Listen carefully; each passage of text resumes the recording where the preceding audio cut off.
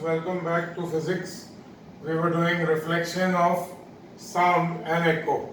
So now I had told you I will continue with the question, that is, what should be the minimum distance between the source of sound and the reflecting surface in air and in water in order to hear a clear echo. If the speed of sound in air is 340 meter per second and in water it is 1450 meter per second.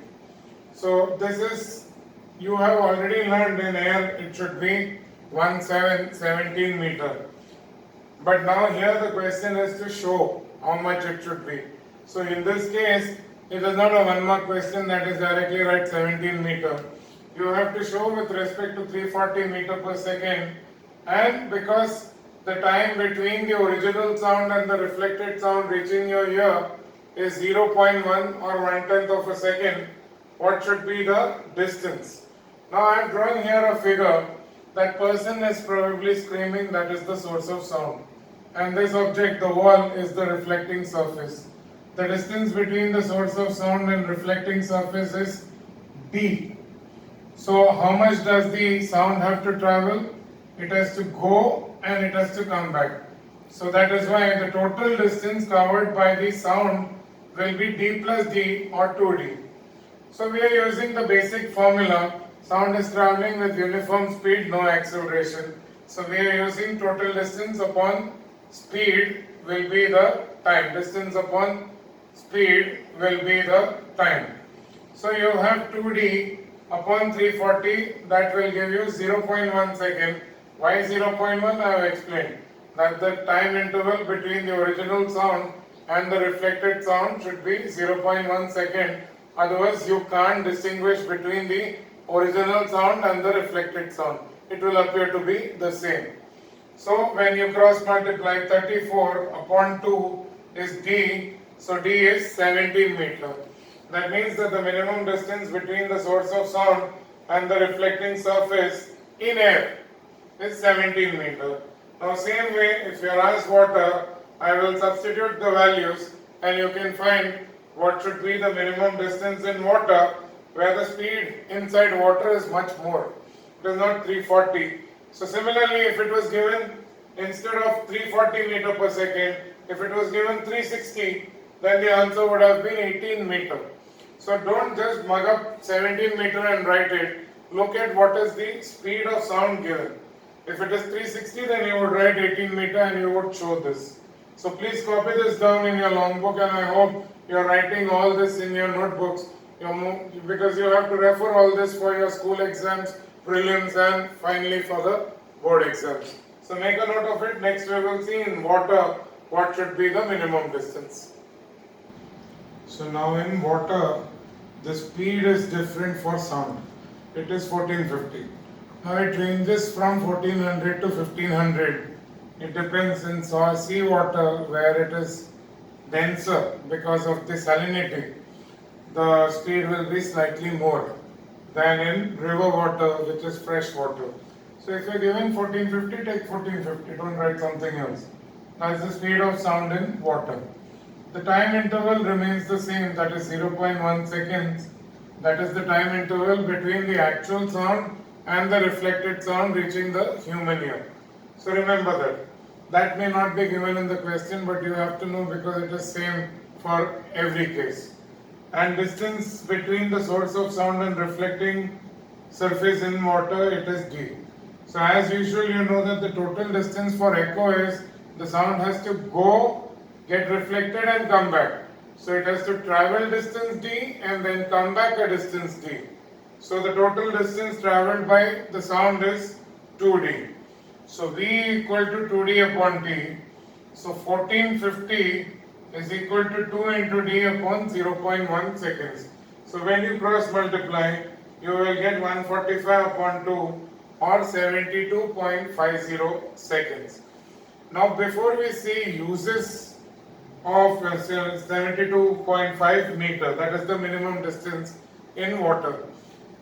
Now we will go on and we will see the uses of echo, different examples. But before that, which sound waves or which waves are used when you are using applications based on echo. For example, in a sonar.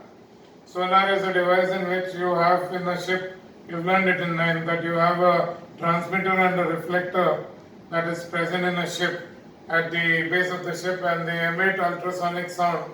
So why ultrasonic sound? Which wave is used? Ultrasonic sound. And you've already learned that what is ultrasonic sound? That is sound waves having high frequency. Frequency above 20,000 hertz. So normally we can't hear it. Directly human beings can't hear it. But that is used for echo. Why? Because it has a certain purpose. Now, obviously, ultrasonic sound wave is not sent down to the ocean floor and then received back for the human being to hear. It is used to find the depth of the sea. So, for echo, depth sounding or sound ranging, those are the words used for sonar, etc. Ultrasonic waves, that is waves having frequency above 20,000 hertz, is used. And why is that used? The reason. They have high penetrating power because of their high frequency, so they can travel over a large distance. In concise, a third point is given that they are not easily absorbed by the medium. I think it's a continuation of the same point. Because it is not easily absorbed by the medium, that is why it has a high penetrating power. So in the first point itself, you can write that it is not easily absorbed by medium. So that can be a part of the first point itself. Not easily absorbed by medium. So that is the reason why it has high penetrating power and travel over large distances. Second point, these points you had seen in 9th standard sound also, same thing. Ultrasonic sound waves have high directivity, and that is the reason why they can be confined in a narrow beam, and once you confine it in a narrow beam, it can go a great distance because of the first point. So if you are asked 2 points, generally a 2-mark give reason why ultrasonic waves is used or which wave is used and why. The reasons you write these 2 points. I would suggest you combine the third point in concise, that is not easily absorbed by the medium, with the first point. And second point you mention about high directivity. Now based on all this, we will see now the examples of echo. Echo like sonar, then bats use ultrasonic sound waves to travel because they can't see. So all that examples we will see now. Uses of echo, first use, and one of the most important use which has been asked a couple of times in the board exam, sonar. Full form is important, sound, navigation and ranging. They ask you what is the principle on which it is based. You will have to say it is based on the principle of reflection of ultrasonic sound waves, that is echo. So when you are asked the principle, you write the full thing based on the principle of reflection of ultrasonic sound wave, that is echo. So you can note down the principle.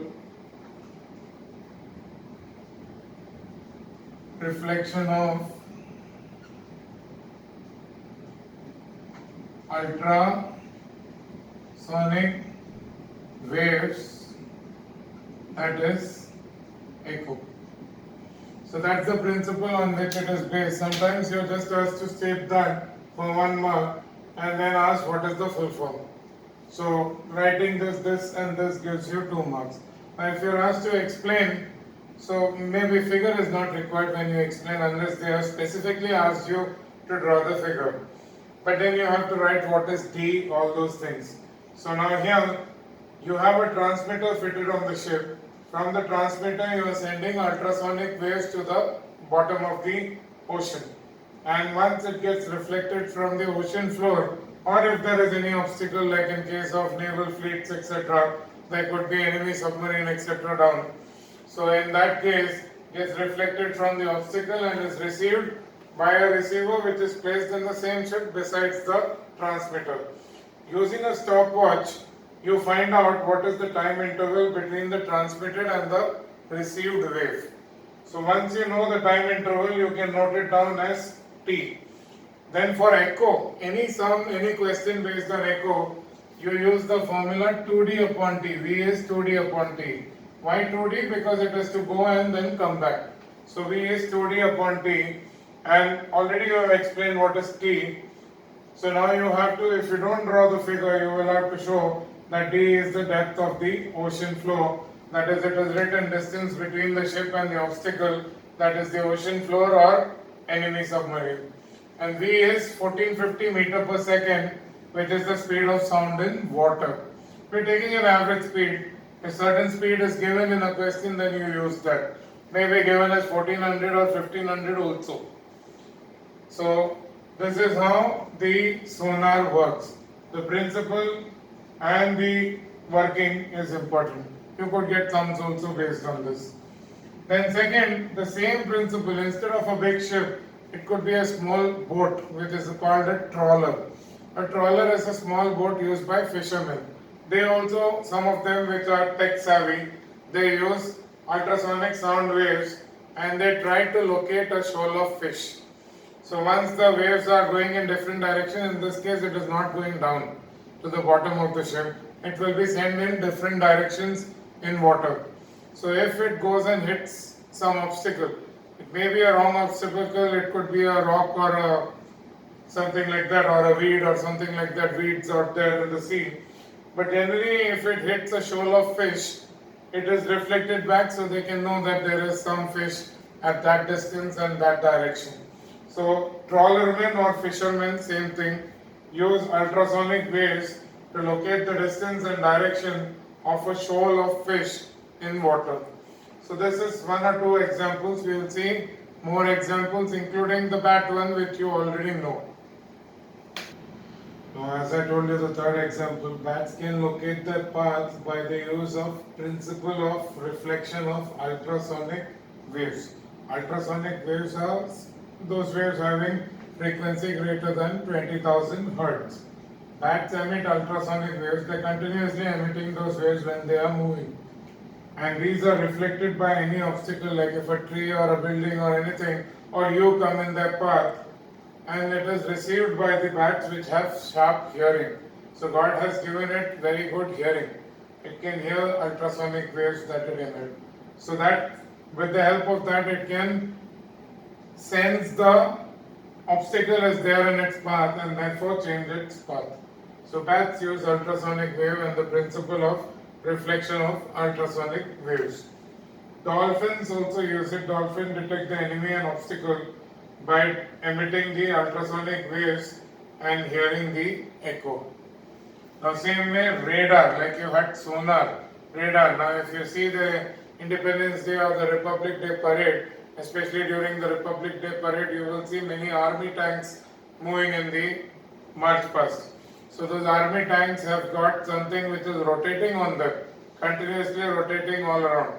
So that is a radar device that has a motor which rotates, and using that the radio waves or microwaves are transmitted all directions continuously.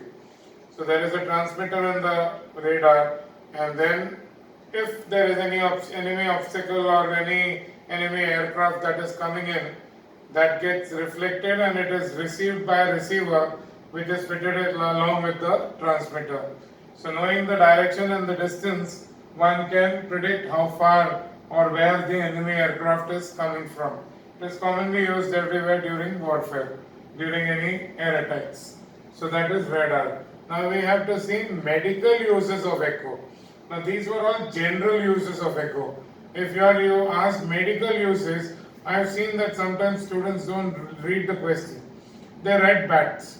So that is not a medical use of echo, and neither is sonar a medical use of echo. When medical use of echo is given, you have to write those particular uses, like you use it to get the image of the heart, which is 2D echo or echocardiography.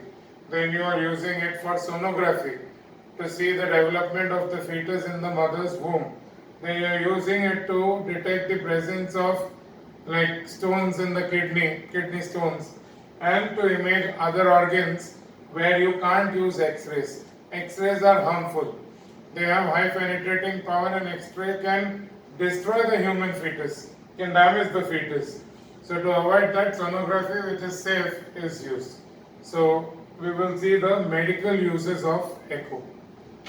So when you are asked medical uses of echo, echocardiography uses ultrasonic waves to obtain image of human heart.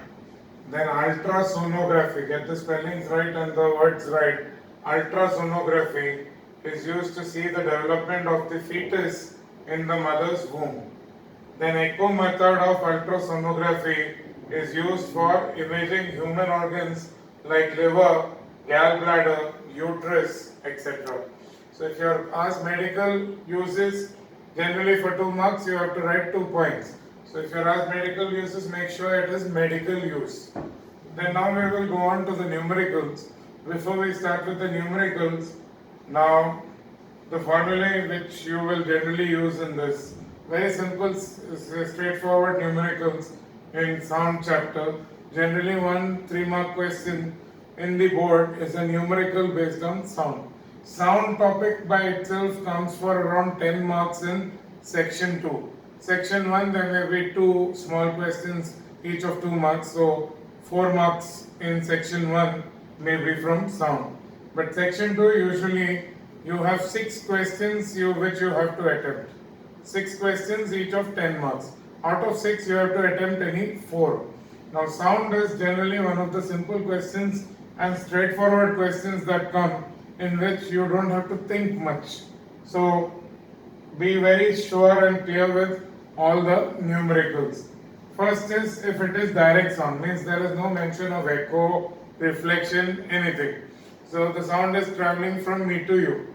So whatever is the distance d, then distance is speed into time. So distance is speed into time, that normal formula which you have used from 5th standard. So then you have if it is echo. Now if it is echo and d is the distance between the source of sound and reflecting surface, I've told you the sound has to go and come back. So the total distance is not d, it is 2d. So the velocity will be 2d upon t, where t is the time taken for the echo. In this case it is not 0.1 second. 0.1 second was when you were finding the minimum distance. See, when I am stressing on something, please understand it. That was when you were finding minimum distance, the minimum time interval. Now if you go to Mahabaleshwar and stand at the echo point, the sound doesn't reach you back after 0.1 seconds. It takes much longer.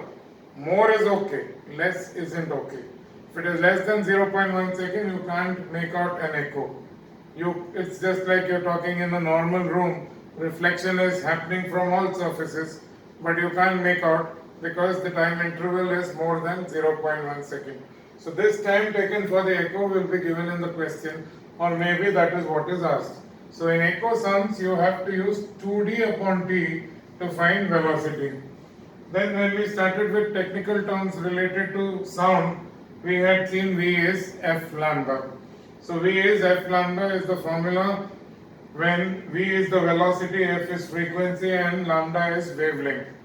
Now in this, when sound travels from one medium to another medium, the frequency of sound depends on the source of sound and that remains constant. That doesn't change. Velocity changes because wavelength changes. So if the velocity increases, it is because wavelength has increased. F remains constant. So that is something which you have to use in certain sums. Then frequency is 1 upon time period. This was also seen when you learned the technical terms regarding echo. And the last formula, intensity. Now intense sound means very loud sound. Usually intensity and loudness are associated with each other, though intensity and loudness is not exactly the same. See, loudness depends on the response of the ear also, whereas intensity is a measure, it's a fixed value for all persons. Loudness depends on response of ear, means you may be having very loud sound being played, but if a person is very old and he is short of hearing, he may not be able to hear that clearly, even though it is very loud. Maybe a nuisance for you, but that old person can't hear it properly even though it is loud. That is loudness. It is a abstract quantity. It depends on the response of the human ear also. But here, generally, many times loosely, intensity and loudness are used one for the other. So intensity of sound is directly proportional to the square of the amplitude of the sound wave. So amplitude you had learned, the maximum displacement of the particle of medium on either side of the mean position. In wave motion in the first class, when I had drawn the wave, the crest and the trough, I had shown A, that is amplitude above and below the x-axis. So intensity of sound is directly proportional to the square of the amplitude. There is one more term which we will see in the latter part of the chapter, that is frequency of sound and the pitch or shrillness. Like more the frequency of sound, the shriller is the sound. For example, when usually small children talk, they have a sharp voice, they have a high frequency sound, that is a shrill sound. Similarly, girls and boys sound is more flat, low frequency. Girl sound usually is high frequency or shrill sound. So the frequency affects the pitch or the shrillness of sound. High frequency means high pitch. There are no sums based on that, but if the frequency somewhere something is high, two different sound waves, one has a high frequency and one has a low frequency, then high frequency sound will be different from the low frequency sound because high frequency will sound shrill, whereas low frequency will sound flat. So that's the difference, and these are just the formulae on which your numericals will be based. So we will start with the numericals now. So first question in page number 239, the numericals classwork problems. You are given two different waves having same wavelength. It is given in the question that both the waves x and y have the same wavelength of 132 centimeter. First thing you have to understand in any of these sums is you have to convert centimeter to meter. SI system, the unit should be, that is a board rule. They have mentioned that clearly in the syllabus book that all the answers should be in the SI system. So 1.32 meter is the wavelength in both the cases. So 1.32 meter. Frequency of X is more, it is 300 Hertz, whereas frequency of wave Y is 256 Hertz. You are first asked to find the velocity of the two waves and justify the answer. Velocity V is f lambda. This is fx standing for frequency of x. Fx into lambda. So you get the answer when you multiply as 396 meter per second. Now velocity of wave y is frequency of wave y into lambda, 256 into 1.32. So it is 337.92 meter per second. So that is velocity of wave y. So now you are asked to justify. Justify means you will have to say why velocity of x is greater than velocity of y. So you will say that since frequency of x is greater than frequency of y, and because both have the same wavelength, therefore velocity of x will be greater than velocity of y. This is the justification. After finding the velocity, the justification is greater the frequency, more the velocity, because in this particular case, it is given that lambda is the same. First understand that this is not that frequency is changing. They are both traveling in the same, in different medium, and they are different waves. So they are both different mediums and different waves. So more the frequency, that is why it is more the frequency, greater the velocity. Second question is asked, it is just asked, how does temperature, the question is, how will the velocity of sound wave be affected if the temperature of the medium is raised? Explain. So you are told velocity of the medium, you are not told air. So first we will write as the temperature of the medium increases, the wave velocity also increases. That is because you have not been specified it is air. You just told medium. Then we will write this also that if the medium is air, then for every 1 degree Celsius rise in temperature, speed of sound in air increases by 0.61 meter per second. This you had learned in standard 9. But that is only if the medium is air, not in any medium. It is not just water and all those medium. It is only if the medium is air. Now the next question, that is the second question. They have given the frequency of the wave in kilohertz. Now kilohertz is not SI, hertz is SI. So kilohertz means 0.5 has to be multiplied by 1000 so that you get 500 hertz. That's the first thing, and that's mostly the only thing in that question. Then you are given the wavelength. They have not directly given you the wavelength. They have told you that the distance between two consecutive troughs is 0.40 centimeter. So again there 40 centimeter has to be converted to 0.4 centimeter because you will divide it by 100. So that distance between two consecutive crests or distance between two consecutive troughs is wavelength. Had they given you distance between a trough and the next crest, between a trough and a crest, that is half wavelength. But here it is clearly mentioned between two consecutive troughs. So that is wavelength, full one wavelength. So that is 0.4 meter. So V is F into lambda, 500 into 0.4, that is 200 meter per second. That is the wave velocity. Then you are asked to find what is the time period. Time period is 1 upon F. So 1 upon 500, which is 0.002 second. That is the time period. We will continue with the third. And now you are given that in the third question on page 239, you are given that two sound waves, both are sound waves, and both are traveling in the same medium, that is air. So their wavelengths are in the ratio 2:5. You are asked to find the ratio of the frequency. Mark this sum as important because you have to think of it. In this, what you have to think is that both are sound waves. First of all, they are both sound waves. They are not two different waves. They are same sound waves and they are traveling in the same medium, that is air. So because they are sound waves in air, you know that sound travels at a constant speed in air. So they will have the same velocity. So that's the basic assumption and that's the basic idea that you are using, the logic that you are using. So you have velocity is f lambda. So v1, the velocity of the first wave v1 is f1 lambda 1. Same way v2 is f2 lambda 2. So when you divide these two, v1 and v2 you just wrote it is the same. So you will get 1 upon 1 is f1 lambda 1 upon f2 lambda 2. But now you already know what is this. Lambda 1 by lambda 2. In equation 1, lambda 1 by lambda 2 is already given 2 upon 5. So when you cross multiply, you get 5 upon 2 is f1 upon f2. So the ratio of the frequency when they write or when they ask, it has to be f1 upon f2, not f2 upon f1. No?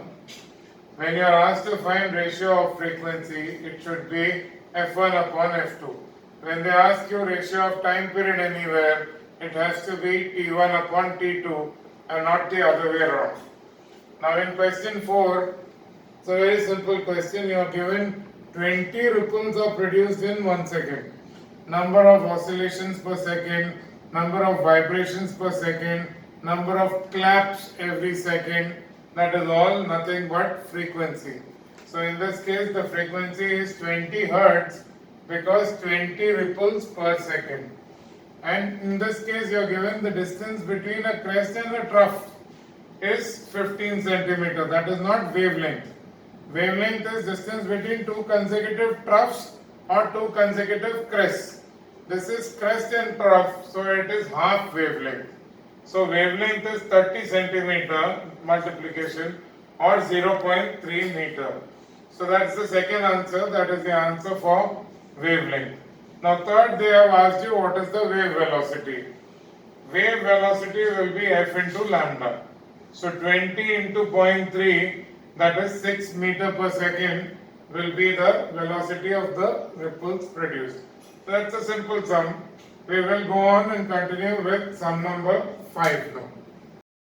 See, in this particular sum, that is in question 5, you are given that light wave. So when they have mentioned light wave, you have to take speed of light wave. It is traveling, it has a wavelength of 3 into 10 raised to minus 7 millimeter. So millimeter, first of all, you need to convert to meter.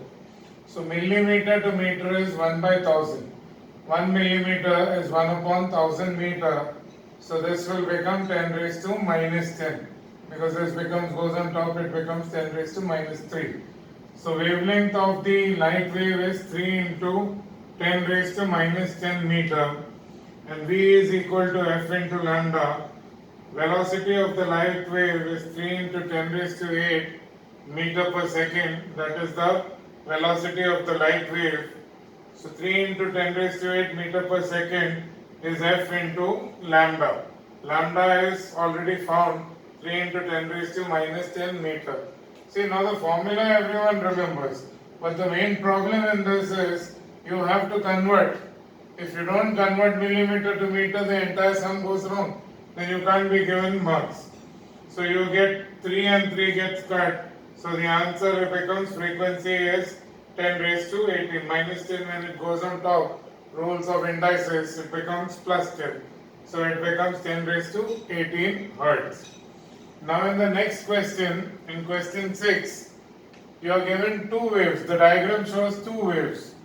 One is having a longer wavelength, that is wave x, that is having a wavelength of 4 centimeter. In the question, x-axis is given distance in centimeter. So wavelength of wave y is 4 centimeter or 0.04 meter. X is the wave which has the greater amplitude, but it has lesser wavelength. The wavelength of wave x is 2 centimeter, that is 0.02 meter. So now waves x and y are traveling in the same medium. Now in this case you are given frequency of wave y, that is mentioned in the question. Wave y has frequency of 6660 hertz. So from that you can find what is velocity of wave y.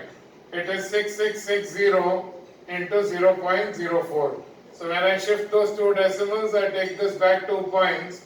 So it is 66.6 into 4, which is 266.4 meter per second. That is the velocity of wave y.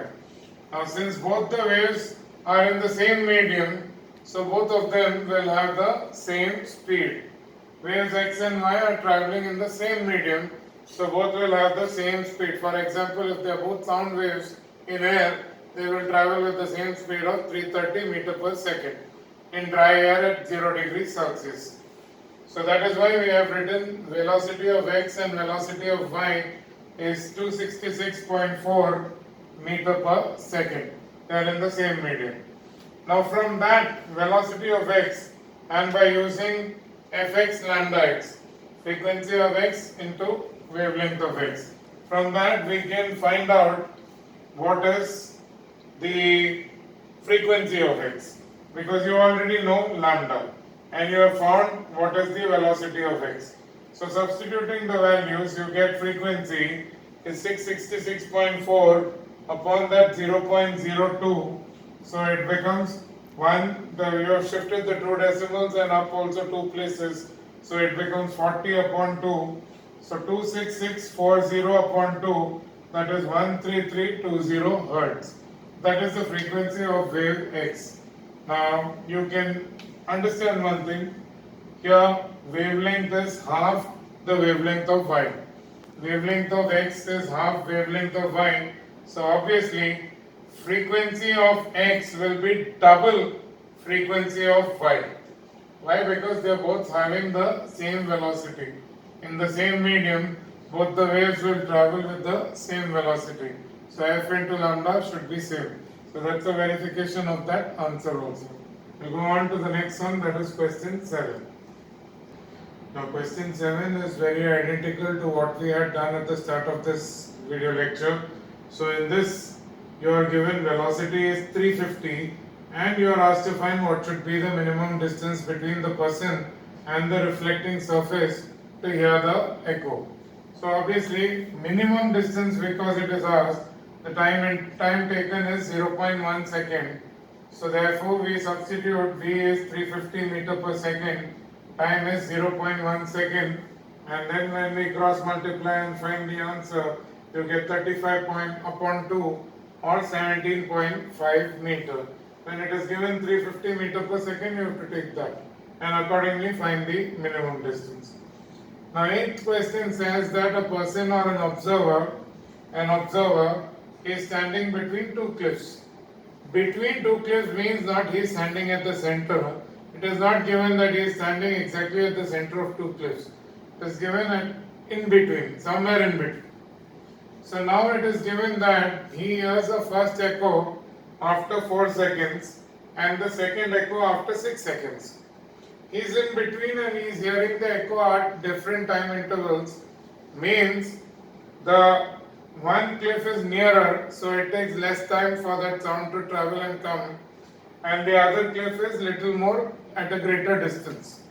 So that is why the second time it takes more time. First is 4 seconds and second time is 6 seconds. Let the first distance between the observer and the nearer, that is first cliff, be d1.